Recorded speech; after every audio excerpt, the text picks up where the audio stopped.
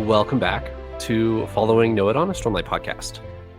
This week, we are on episode 224, and we are wrapping up The Sunlit Man by Brandon Sanderson. Paul and Elliot, you have read, you have found out. How does it feel? Paul? It feels great to know everything, I'll be honest. It's really enlightening, very exciting. I will say it's a little bit bittersweet to be wrapping up this book because we won't be doing another book wrap up for like, I don't know, 9 months or however long it takes us to read Stormlight 5. So it'll be quite a bit until we actually wrap up another book. So very excited to do this one. Excited to talk about Sunlit Man and to go from here. Cosmere Current. Yes, sir. Elliot, how are you? I am doing great. This is a fun place to be. There's a lot of knowledge that has been stuffed into my head out of these Cosmere books. It almost makes me want to immediately go back and start again and play it. It's like when you finish that video game that's really, really good, and the very first thing you want to do after beating the game is go start a new save and start from the beginning. There are not many video games that check that box for me. Reading the Cosmere checks that box for me. The Legend of Zelda Wind Waker. Man, you know me well. Super Mario Galaxy for another. There's some legendary games right there. All right, let's roll intro, and then we're going to rate The Sunlit Man, our last book before Wind and Truth.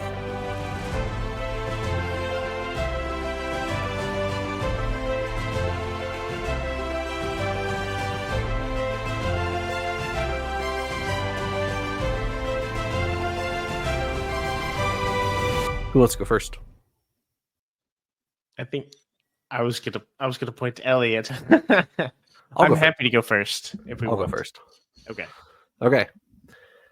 We have plot, characters, world building, theme, and point of view. In that order, I have rated plot a 7, characters a 9, and world building, theme, and point of view all a 10, for a total of 46 out of 50, a solid 4.5 out of 5 stars. Elliot? I have similar-ish. 8 for plot, 8 for characters, 10 for world building. If I could do 11, I would. This is going to be my poster child for world building and the payoff it can bring. Theme 9, point of view 9, 44 out of 50, right up there with some of my highest scores ever in the Cosmere. Wow. Those are some high scores. My score is respectable, but not as high. I had both plot and characters at a 7. I think they did well, but not this. I'm not reading this book for the plot, or for we really just have a character in my mind. World building, I also had as a 10. It's fantastic. He knocks it out of the park of like the execution on world building. Theme, there's some really good moments. I gave it a 9 for theme. We talked about that a lot more in our previous episode. And point of view, a 9. I struggled to rate point of view for this book because there's only so much point of view we could get. But the point of view that we got of Sigzil and everything there was really good. Like it was good. The interactions with him and the spread and everything were great. But for me, it felt almost kind of funny to rate point of view. I guess it's different with these more linear books where we follow a character. But that brings my total score to a 42 out of 50. Sounds good. Let's go through each of these and kind of pull them apart a little bit. I'm going to go in reverse order and go with point of view like you were just talking about, Paul. The way I rate point of view is A, the format of the book, and B, how do I receive information? How am I told? Are the reveals like well done? Am I interested in the info I have? Stuff like that. And I think this book does it really, really well because these are a lot of really cool questions to be asking as a completed Cosmere reader. These are a lot of interesting questions, and I think it does it well and not getting like too lost in how many questions you could be asking. If it focuses on a couple things of dawn shards, future age, and I don't know, investiture and how it interacts with each other, and then kind of balances those three and moves forward with them. And so as you get to learn a little bit more through this book, I think it does a really great job. Yeah, I think you said it. I think you said it well. You talked about the strengths of this book, and I definitely agree. I think my 9, just slightly below a 10, would be for the same reason I hit Brandon Sanderson here for most of his books, which is the tell me a little bit more about the world. That's all I want out of my point of view, is give me more descriptive writing as opposed to experiential writing.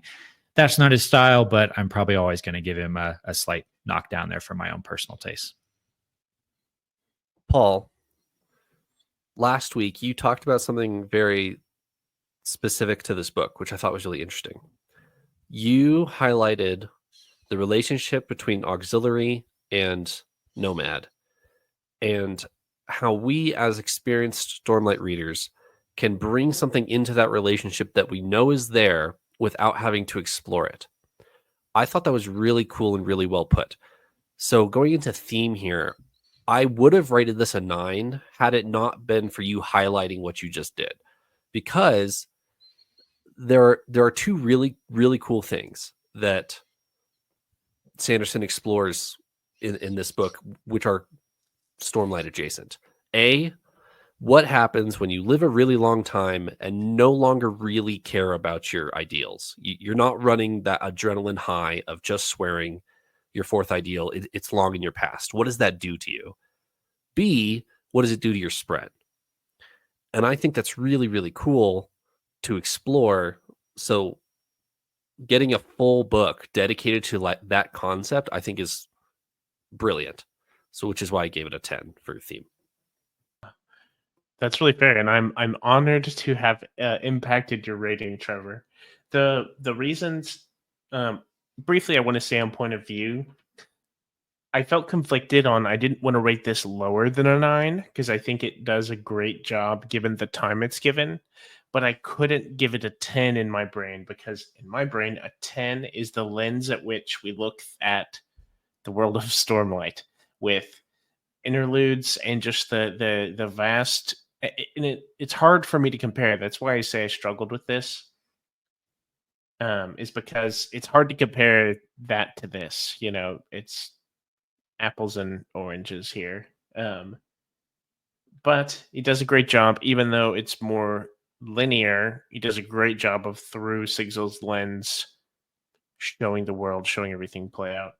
With theme, there were some really great moments, and I honestly think theme was impacted because of what you were just referencing that I said previously, Trevor. We have a bit of a preconceived notion of a hero and their spren. You know, everyone kind of understands the hero and sidekick type of trope, if you will, but this is a little bit different.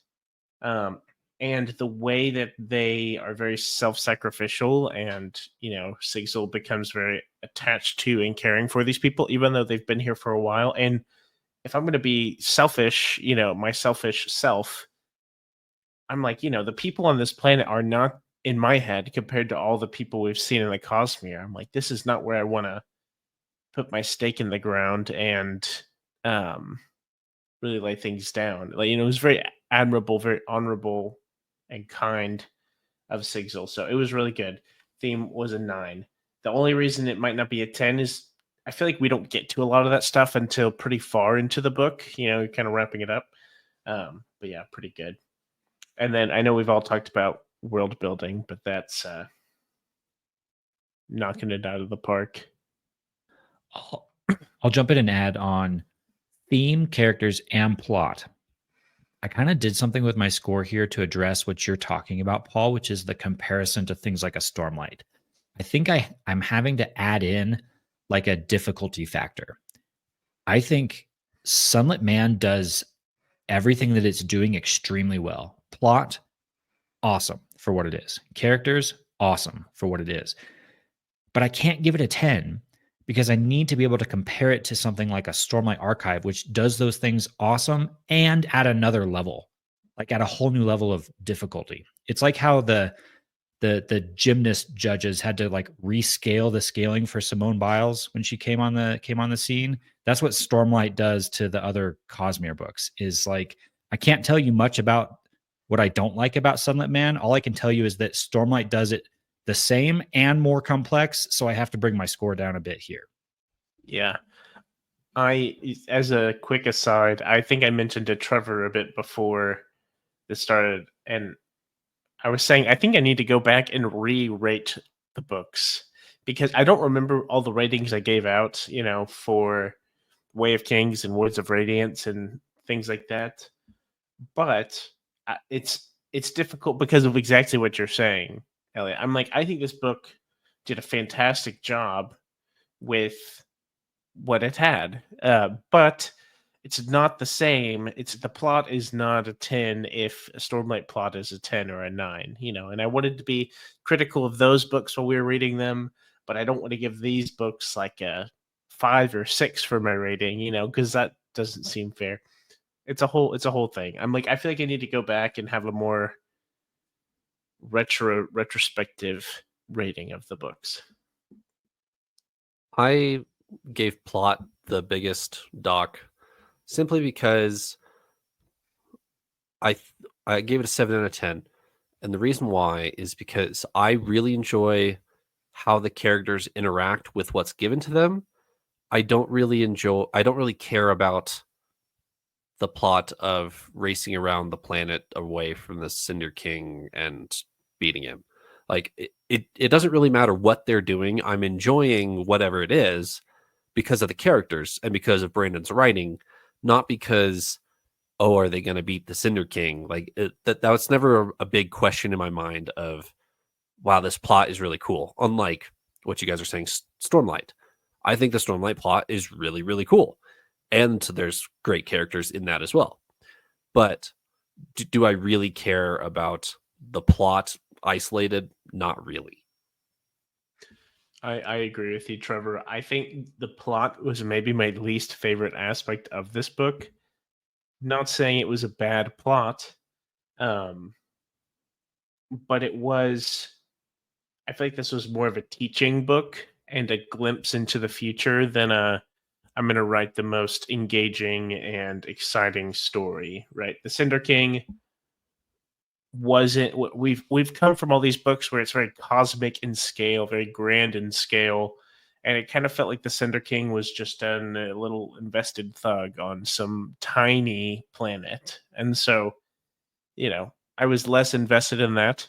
I will also say this: I will admit fully that the plot did not go how I expected, and I'm not saying that I graded it based off of how I thought the plot should go, but one of the things I was really hoping for, actually, ever from whenever we first started the book, we had this mention of skip capacity, knowing like this investiture level, and I was thinking back to Warbreaker and kind of the levels of heightening and the things that you kind of unlock. I was actually really hoping, this is full personal preference and speculation. I was really hoping through this book that we'd kind of slowly unlock tools. And we did a little bit. There was like connection and language and things like that. But I was actually kind of hoping for more of a progression. It kind of felt like we were always running on empty and then we got fully invested and skipped. And I was kind of really hoping for something else. Anyways, I feel like there was maybe more potential with the plot in this book. So yeah, that's my thoughts on the whole plot aspect of this book. I do think it is a bit weaker compared to the other things, but I definitely don't think that this book was written for the plot. This was this gift to the Cosmere readers to nerd out on stuff. That's what this book was. Do we even need to talk about world building specifically at this point? All I'll add, we tend across the board, right?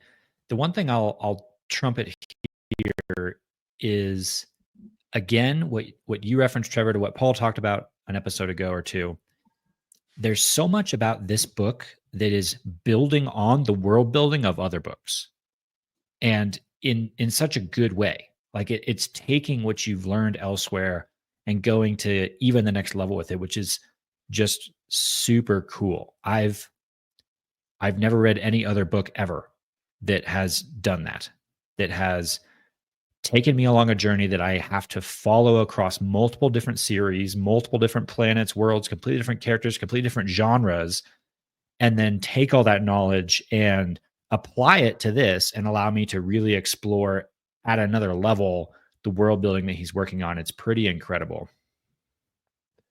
Something I will say that I think is maybe Sanderson's biggest strength, and he has plenty, is Sanderson does a really good job of capitalizing on like small specifics that he gives himself that are like really unique to where he's written to himself. Like Mistborn Era 2, for example.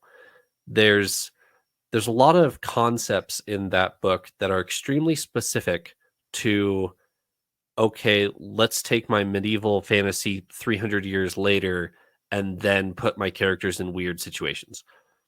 And I think I'm doing a poor job of explaining this here, but that's just something I've realized over the last, specifically like 2 years of this podcast, as Sanderson has gotten more current with. I'll give you another example that's a little older on the podcast. Kaladin and Dalinar, or Dalinar honorably discharging Kaladin in Rhythm of War. That there's a very specific set of circumstances that both of those characters are now reacting to, and I think Sanderson displays it extremely well. And that's really well done in this book as well. So, auxiliary, sacrificing himself for Nomad, and moving forward, and Nomad having to move forward off Auxiliary's death, like, and the weight that carries, I think Sanderson portrays extremely well. Is another way to talk about that maybe the like complexity of the characters' decisions or reactions they have to make? Like those moments that you're talking about, they're so meaningful because there's so much that has built into that moment. Like you experience that moment as a reader, but if you stop and think about it, you can think through all the things the character is thinking through and going through in that moment. Like it's not just a single glimpse in time.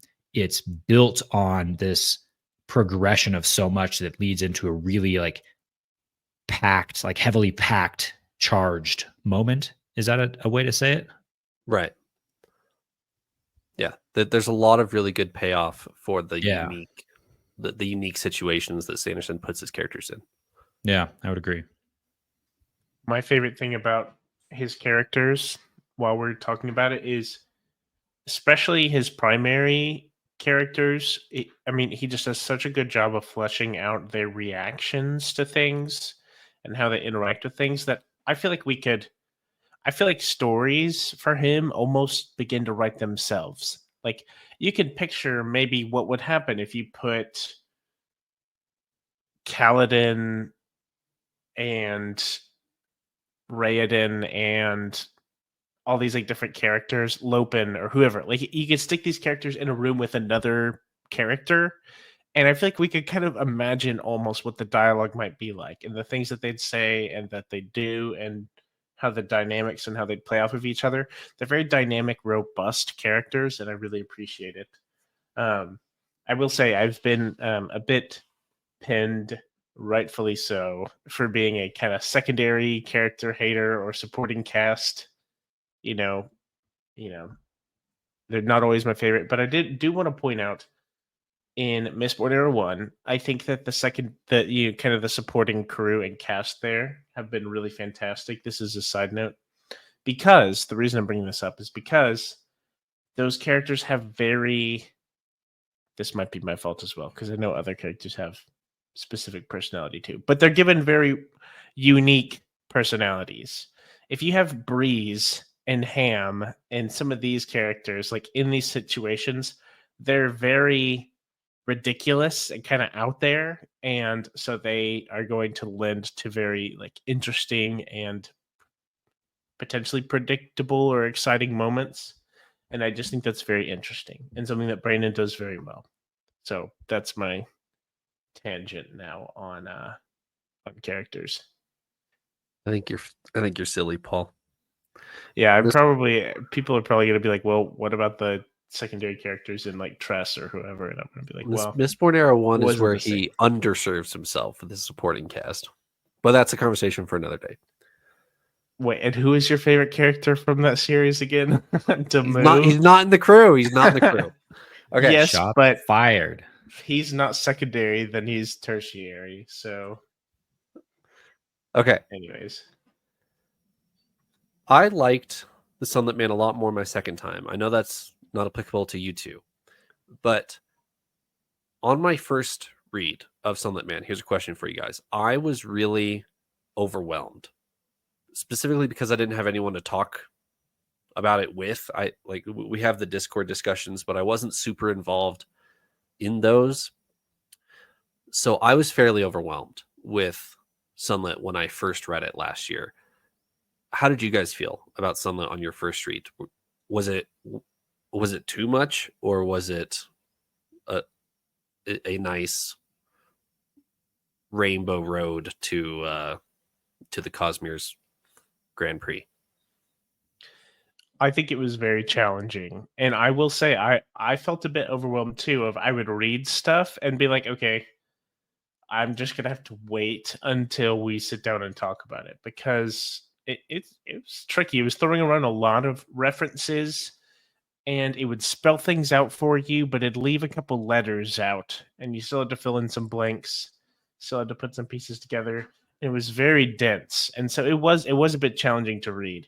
I think Elliot mentioned like having to always be stopping to write notes and things while he's reading this, like more so than other books. Maybe he'll be noting some things down, but this is like you read a little bit and it's like, okay, we have a new term we have breath equivalent units. We have a Cosmere standard investiture term.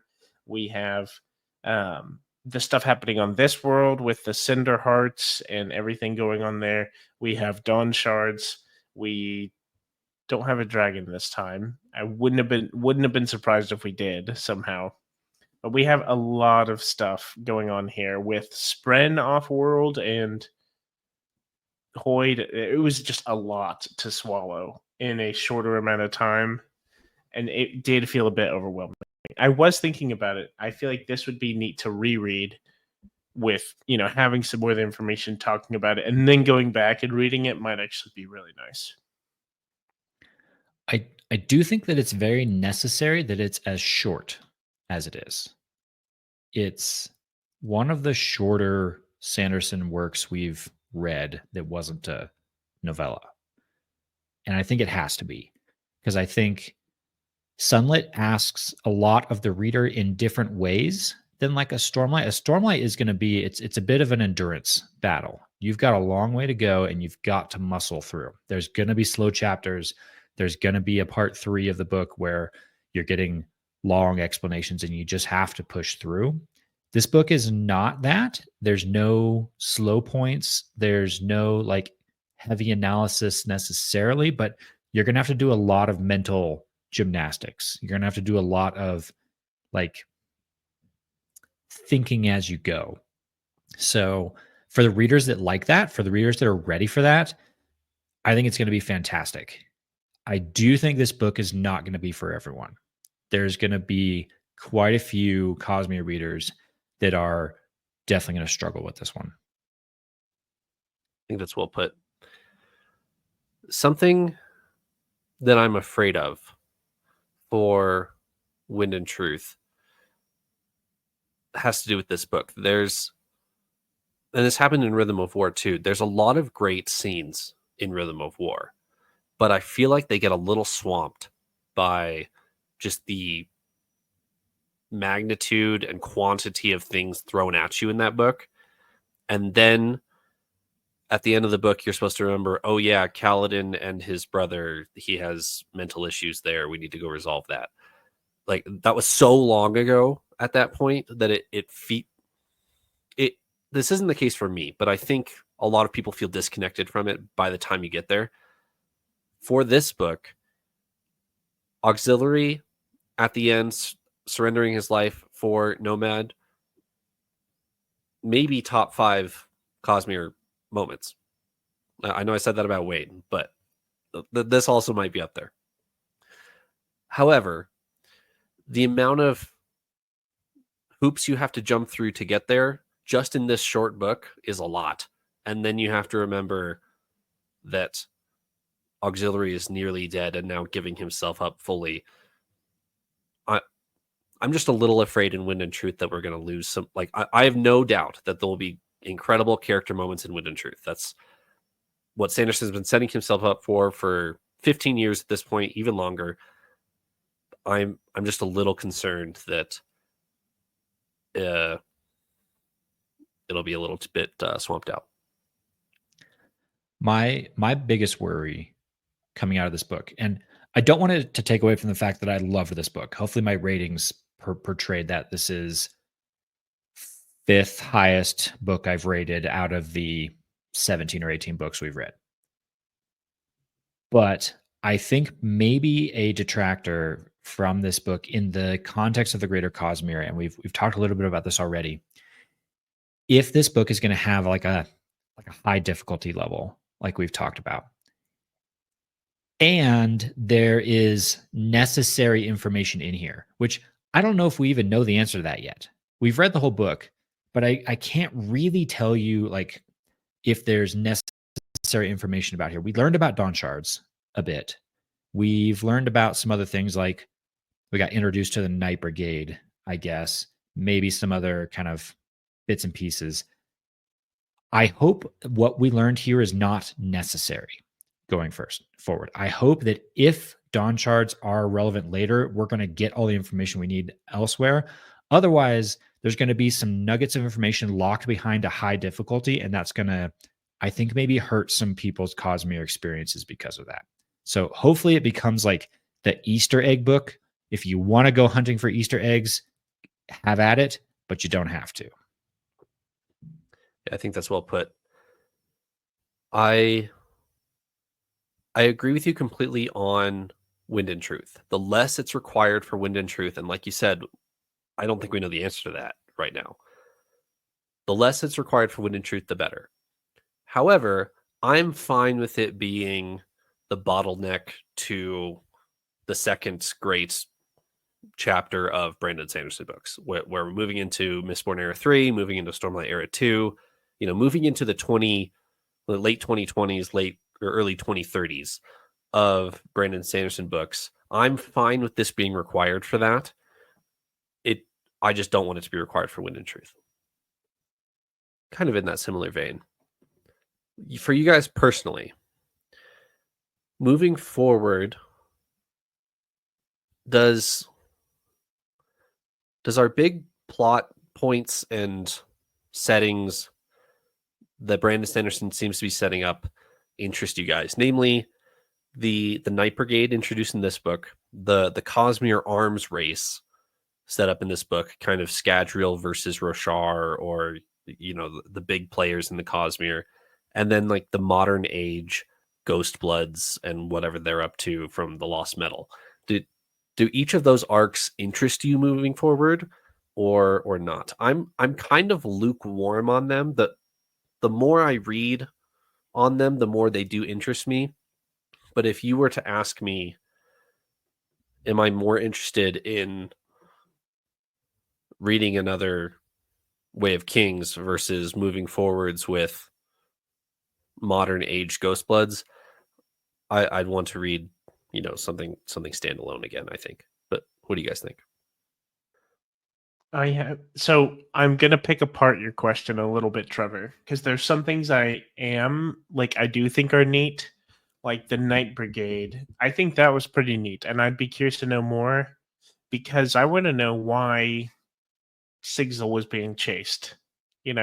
We know we had a Dawn shard and it's like related to that, but there's a lot of missing pieces between the Sigil we knew and here. And that's what I'm actually more interested in that than maybe what is allegedly coming after this. You know, the arms race and kind of the modern age Ghostblood stuff. I'm not that invested in. However, you know, at the end of the Lost Metal, I was very curious, and a lot of that kind of raised the standard for me with that, with the Ghostbloods. So I'm not saying that I will never be interested in that, but right now I feel like some of this other information that we already have and the Night Brigade are more what I'm curious about. This other stuff, I'm like, that's a Mistborn 3 problem. I will visit that at that time. Right now, I really don't have any specific interest in it. And I mean, I'm ready to be proved wrong again. I was nervous going into Mistborn Era 2 with the increase of technology. I'm nervous again going further with technology, but Sanderson has proved each time with each book that we've read that he does a really good job with it. He did a great job with technology in Yumi and in Mistborn Era 2 and in this book, just kind of all over. He's done a great job. So I'm just ready to be proved wrong even more. Just real quick, I'll jump in there. I am also looking forward to being proven wrong again because I'm hesitant moving forward, but Mistborn Era 2 specifically, some of my favorite Cosmere books written, and moving into them, I was really not excited about them, but they really impressed me. I agree with a lot of what you guys are saying, so I'm not going to say it again. I'll add one additional fear that I have, or maybe a trap that I'm hoping Brandon sees and is not going to fall into it.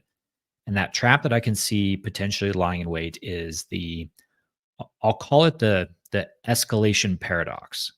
The problem where I hope Brandon doesn't feel like he has to continue to one up himself as he goes. And specifically, I mean with like the scale of events. We've talked before about how as we go through the Cosmere, it feels like we're kind of zooming out and zooming out and zooming out.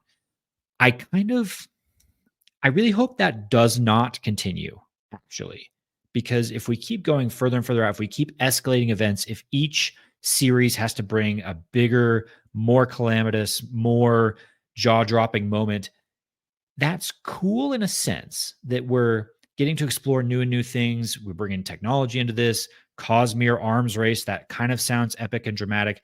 But at the same time, I think what will start to happen is it's going to start to cheapen the previous events. It's going to start to make the events of previous books feel less weighty, less valuable. And so while it might be tempting for him to keep ratcheting up the scale more and more and more, I think it will actually hurt the Cosmere in the long run if he does that. And so I'm hoping that as he moves into the future eras, as he goes here, as we get more technology, maybe more like space opera style of where we're going for, I hope he doesn't get sucked into an escalation paradox. I felt the same until these secret projects came out, because I think all three of them actually run it really well, of keeping the stakes low and engaging. Where Tress and Yumi specifically, like Sunlit turns it up a little bit, and you need to be aware of other stuff going on in the Cosmere to get the full punch of Sunlit. But I think Tress and Yumi specifically are really, really nice stories, dialed down, like you're saying, and not ramped up. The trick is going to be, how do you, like in a Stormlight Era 2 or a Cosmere Era, or not a Mistborn Era 4, those kinds of things. How do you give it the complexity that we've seen in like a Stormlight Era 1 without necessarily cheapening your previous series? I think that's going to be challenging, because these stories, I completely agree with you, did a very good job. But they also, like we just talked about in our ratings, aren't quite at the complexity level of those. So I still want to see more of that, but I don't want him to one up his other series. How do you guys feel about the different tone of Sunlit versus pretty much anything else that he's made. But we'll set aside Mistborn Era 2 for a second because I think that's a little bit odd. Brandon Sanderson is pretty well established as a fantasy writer. I don't know if this is a fantasy book. Do you guys have strong feelings on the different tone of Sunlit? I don't know that it felt to me that far off. I mean, it is more sci-fi perhaps than fantasy here, but it's still pretty fantastical with a lot of the stuff. But it is, yeah, it's a bit different. I'm struggling to put my finger on it exactly, but it is. I guess. I mean, I guess it didn't feel all that different to me. I mean, definitely tone and like setting. Like this is a different world, but it's not the darkest world we've seen, I would argue, and it may be the most dangerous. Maybe the place I'd want to be the least. Would you say it's the brightest world we've ever seen? It might, maybe so. It might be that. It's very perilous, and to me, it felt like we had a large problem, as in Sigil being here and what he's going through. Felt like we had a large problem on a small, in a little pond, and I think that's what was different to me. I wasn't thinking about like the sprawling, like cityscapes and all the like inventiveness of the world and like Yumi and Tress respectively. But we were like learning a lot about technology and the Ghost Bloods and investiture and things like that. Yeah, I don't know if I have much more to add, Trevor. I feel like it didn't feel as different to me. It felt different in what I needed to know and how it was read, but not necessarily different in like a fantasy sense to me. I'm not super well read outside of fantasy, and even within fantasy, I don't know that I'm super broadly read. But I don't quite know what to call this book for sure. Sci-fi, yeah, probably, but not like any other sci-fi book I've read. It definitely still stays in a bit of the fantasy realm. Honestly, the best comparison I can make is to I brought this up before, books like The Martian by Andy Weir, which are very like almost first person in the head of one character trying to solve problems with that character as they're doing it, not really going into a broad perspective, staying very kind of narrow focused. I don't quite know how to describe that as a style or as a genre, but Sunlit Man is that, whatever it is. Yeah. I definitely feel a weight of difference between Sunlit and pretty much anything else that Brandon has made. And I think that's a good thing. Simply because if no other reason, because it makes, I think these secret projects have clearly made Brandon a better writer and a more confident writing exercise as like this 2-year stint that he had. So all three of these secret projects are very different from anything he'd previously done, and even Sunlit is different than the other two. So I think that diversity is a great strength. Real quick on that, I think that's actually huge. How often does an author get to do this? Get to kind of write for fun and then publish it however they want, to have full control over it, to go crazy with art and fancy book design. And who else gets to do that? You hear about authors doing for fun projects all the time, but do they like actually get to publish them? Rarely. Or if they do, it's in like a super cheap volume or included in a anthology with other works kind of buried in the back and hardly anybody reads it. The fact that Brandon just got to have some fun with it and then be so incredibly successful with distributing it and publishing it and getting people reading it and talking about it, that could be incredibly freeing and developing for him as an author, to have to been able to go through that process that probably very few other authors ever get to do. I don't know if you guys were super well tuned in last year to the whole Dragonsteel versus Tor publisher like back and forth that they had, but Brandon Sanderson made it clear that he wasn't declaring war on his publisher, but that he was exploring other alternatives in case, Amazon and Tor and all the established publishers, didn't listen to him. He's like, he's displaying that he doesn't necessarily need them. So that there was that as well. Anything else on general thoughts before we move into characters or favorite characters? Now we hit all my points. Okay. Favorite characters for Sunlit. I have Zellion. And I first wrote Auxiliary. However, Auxiliary is too annoying for too much of the book to be my favorite. And sure, he shines brighter than most Cosmere characters at the end of this book, but it's the Wayne effect. He doesn't quite. He's too annoying. So Zellion. Well, I also had Zellion as well. And I'm going to take us on a clean sweep. We've got a unanimous answer here, and that Zellion is, I think, also my favorite character. I do got to sneak in an honorable mention of Elegy. Who? Just to make you guys groan at me. Yeah, whatever. Thank you, Trevor. You're welcome. Ox holds a special place in this story for sure, but I think Elegy is the dark horse in this book. She had a criminally underrated plot line by my co-hosts on this podcast.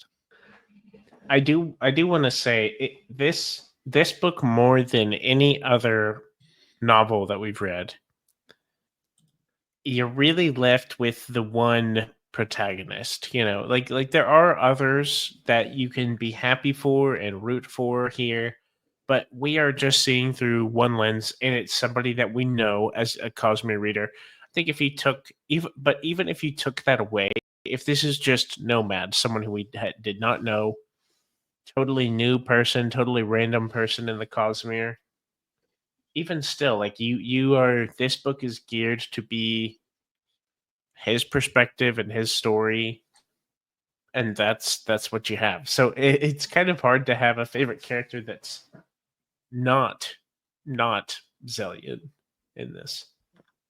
Is this our first unanimous vote? It definitely is. I think it must be. For a favorite character, it's definitely our first unanimous vote. Yeah, I agree with you, Paul. If you don't like Zellion, you're probably not going to like this book, because I agree. Sure. This book it's a character study of him. It's the whole book is him.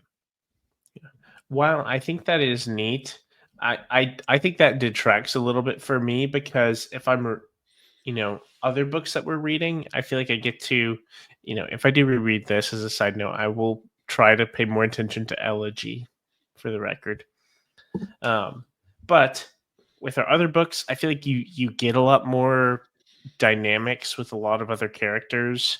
I mean, like, part of the book is he can't even understand what these people are saying. Like, he can't speak the language and things like that.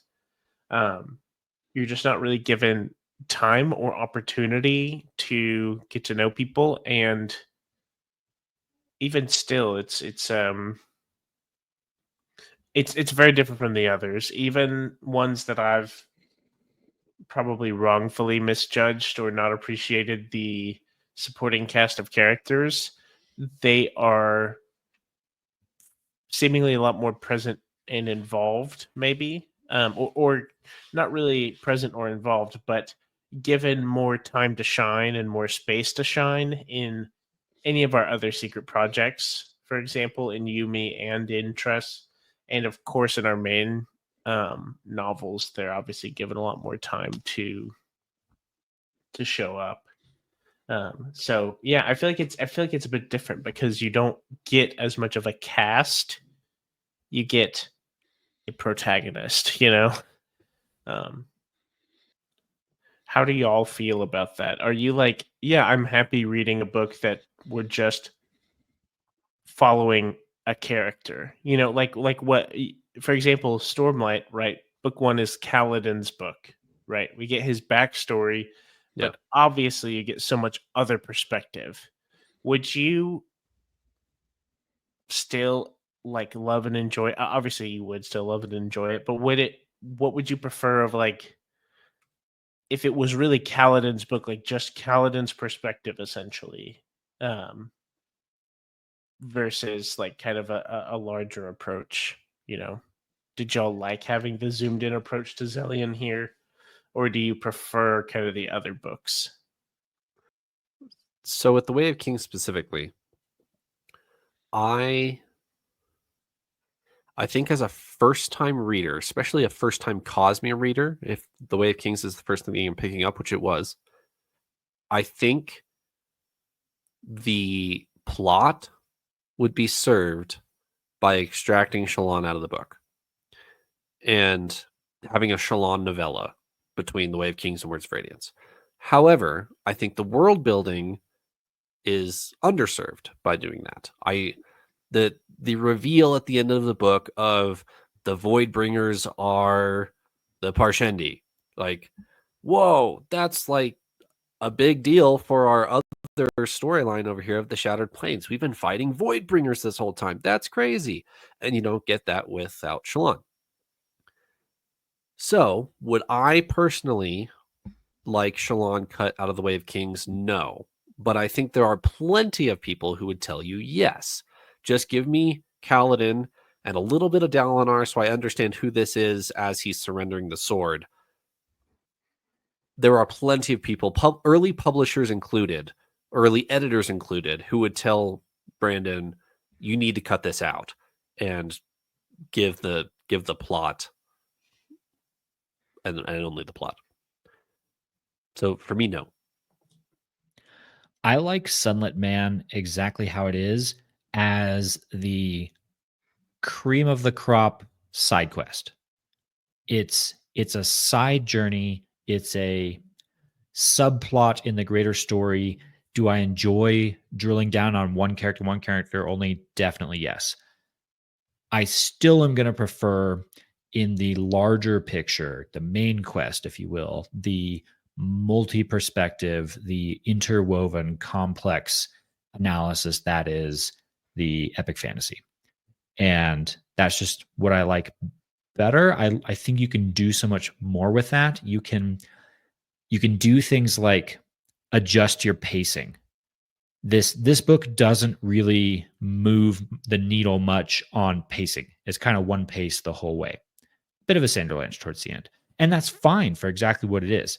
But I think there's other things you can do with a Way of Kings to be in the midst of action and then force your reader to slow down with a boring Shallan chapter. And as annoying as that might be to some, I think it actually adds incredible value to the overall experience, even if people are going to take it a little bit begrudgingly. And so my answer is, along with Trevor, journey before destination. You're supposed to work for it. Absolutely. Yeah. No, I definitely, I like what you said, Elliot, about it being like almost a side quest. Like, you know, we have our novellas who give, you know, a little more insight into a specific character.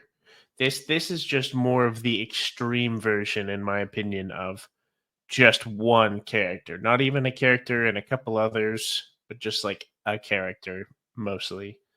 And so I feel like that was almost a bit discombobulating, but it is really good for what it is. Like it, you know, obviously very good. And I don't necessarily, I agree. I don't know that it's probably unfair for me to ask. I don't think it's comparable because, of course, we like the dynamics of a rich story with a lot of characters. But yeah, that's really something I'm just realizing is how singular it is driven by one character. All right. Normally we would move into favorite quotes, but this time we only have one. I read mine last week, so you can go replay that if you'd like at this segment. But Elliot had one more that he would like to throw in before we close this book. So what do you have, Elliot?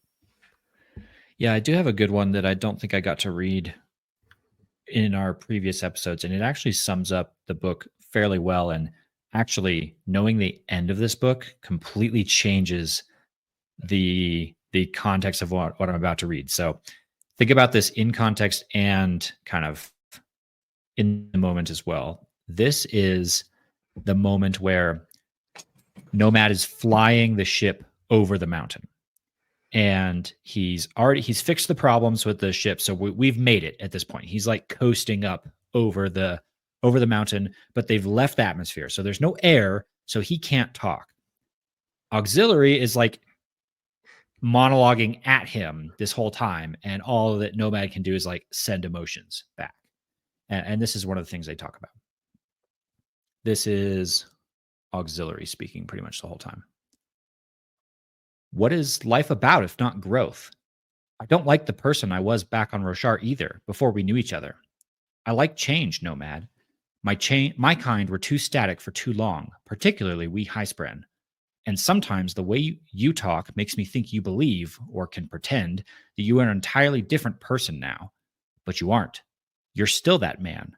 The capacity for what you've become was always there. I guess that sounds depressing or negative, but I don't mean it so. If we pretend that we're a different person each day, then what good does it do? It implies we can't truly change, that we don't learn. We just turn into another being. Does that make sense? Barely. I just want to say, I'm glad to be here. Seeing this all with you, even with the cost, I'm glad to be here. Yeah, that's really good. Because at the end of the book, he reminds Zellian of that again, that he really can change and isn't as bad as he gives himself credit for. Well, and Auxiliary doubles down on it too. He talks there about the cost. He's referring to like the damage that's been done to him by the Dawn Shard. He's like, I don't mind that I've been reduced to almost nothing because I've gotten to experience this all with you and see this change. At the end, he accepts death. He sacrifices himself. He pays the ultimate cost to see Nomad become a better man. Comes full picture. If he just wasn't so annoying, he'd be my favorite. Wow. Brutal. I bet. Did you audiobook this time, Trevor? Yes. I wonder if that's a little bit heightened in the audiobook, if the reader is truly reading him in the like monotone that he's supposed to be. Like, I probably did not read that accurately, did I? Because in reality, Auxiliary is supposed to be like this monotone, has lost all voice inflection kind of thing. I can see that being annoying, whereas my headcanon voice is far less so. That's a good point. But I really appreciate Auxiliary in this book because he adds so much of the valuable theme that does get to shine in this book of what you read there, and especially knowing that he kind of gives himself up is really impactful and really good. So, all right.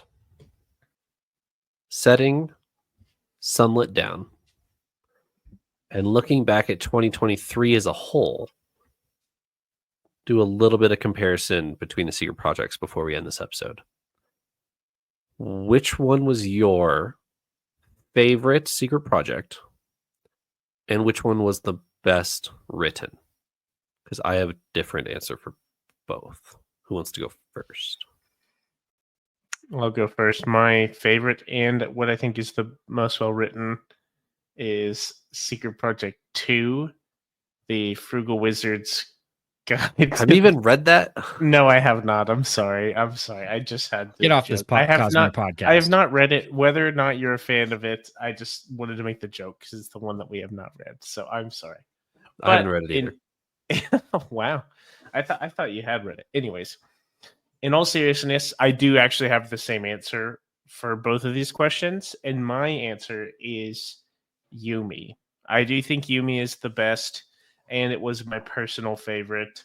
I think the dynamic, the kind of yin and yang dynamic was really beautifully written, and there were some very sweet moments, and it had yeah, I feel like it was very dynamic and good. Yeah, I'll leave it at that. I will say that I think the best written is Tress and not Yumi. I think Yumi fumbles the ball a little bit at the end. I think 80% of that book is great, and then the ending kind of gets a little lost in the weeds. I think the best written is Tress, and my favorite is Sunlit. And my favorite is Sunlit simply because of I'm a sucker for great Cosmere character moments, and auxiliaries blows them all away. So Sunlit's my favorite for that reason. But I think as a whole package, Tress is the best. This is fascinating because I'm gonna round out the triad here and say that I think Sunlit Man is the best written. I think the other two, suffer is the wrong word. It makes it sound more negative than I intend. But I think the other two suffer a little bit from the Hoid perspective. The Hoid narrator takes it into It's a bit brilliant. of a, well, it is. It actually is. It's incredibly creative. It's a ton of fun, but it's not the best writing. I think it takes it into a bit of a silly category, which I enjoy 100%. I think they're great. I think he was being incredibly creative, flexing new muscles, doing it incredibly well. They're great books. But I think Sunlit Man, where he steps it back into a little bit more serious of a space, he really can show what he can do with one single character, like we've been talking about. And I think he does that incredibly well. I think the level of polish that is on Sunlit Man is higher than Yumi and Tress. And so I think for that it's the best written and my favorite, just because of the themes and the journey that we go on. The epic scenes were the highest in my estimation. I do want to shout out though to Yumi. I think Yumi is a close second for a couple of different reasons, and definitely would take like the most creative and the most fun award of the three. He definitely went in a direction I was not expecting to go, and I really enjoyed Yumi. It was quite fun to read, but I think Sunlight's still the best. I think Yumi might be high on my reread list once Wind and Truth is done. I don't remember as much about that book as I wish I had, so maybe I'll go reread that soonish, year and a half or whatever. Anything else before we close Sunlit Man? I don't think so. I mean, only thing else I can think of is just to maybe shout out the design of the books yet again. I still blows me away the quality behind these books, and just the amount of thought that went into the art and the page design and the black coloring on the edges, and how that just makes you feel appreciated as a reader. Like these books were created to spoil the reader, and they do it well. I think you make a great point, Elliot. The three secret projects that we've read are, y'all don't see my actual bookshelves here. They're in our living room, but the three secret project books that we have are some of the like centerpieces, if you will, that we have. They're some of the most beautiful books that Alex and I have in our kind of shelf collection, and so absolutely fantastic. My joking side note is also that there is some of the biggest disparity between versions with the nice. If you have the nice version of Yumi versus the like mass market version of Yumi, it's literally night and day difference. And I think maybe some of the same with some of the others. That it's really just because these books, I don't know what to call it. I don't know if it's a leather bound special edition, whatever. They're so well done, so much attention to detail, and just so beautiful that it knocks so much out of the water. Sounds good. Paul and Elliot, the next book we will be reading on this podcast is Wind and Truth by Brandon Sanderson. Starting the first week of December, we will have some Wind and Truth content as the book is released that Friday. Between now and then, which I think is about 2 to 3 weeks or so, we will have some different content on the podcast feed in preparation for Wind and Truth. So until December, not a standard reading schedule, but certainly content to look forward to. Thank you for joining me, Paul and Elliot. I could not be more excited. Sunlit Man was the perfect appetizer. Now bring on the main course. Let's go. Absolutely. After many, I guess years at this point, we're revisiting the Stormlight archive. Until we meet again. On we go.